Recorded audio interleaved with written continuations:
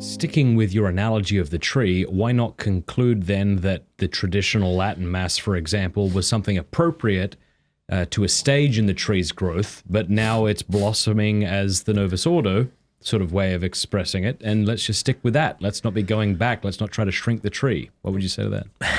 Well, first of all, the tree, in terms of the number of people adhering to it, was much larger than in the time of the Latin Mass than it is at the moment, in terms of at least in the old world, insofar as there's lots of new Catholics in Africa and Asia, and thanks be to God for that.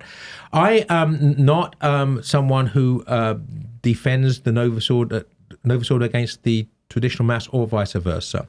I'm quite willing to believe that the Second Vatican Council, the Novus Ordo, will be something which is part of the flourishing of the Church in the future.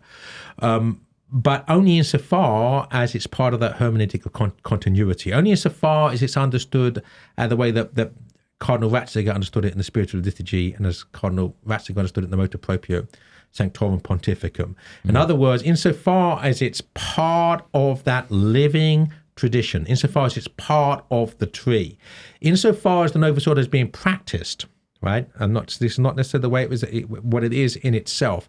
Insofar as it's being practiced, which violates that living tree, that living theological, living mystical body of Christ organism, which is Christ in the world. It's violating. That's not. I would argue that's not the Novus Ordo. That is the abuse of the Novus Ordo. I have no problem with the Novus Ordo. I think the Novus Ordo should ideally be ad orientem. That basically it should be a sacrifice. It should be obviously a sacrifice in the actual rubrics, that priests and people are facing the same way towards the Lord, as to use Ratzinger's language. There should not be. It should certainly not be the Father so-and-so show where it's his personality which matters. Certainly where the tabernacle is replaced by the priest's throne behind the altar. I mean, that's sacrilegious and blasphemous.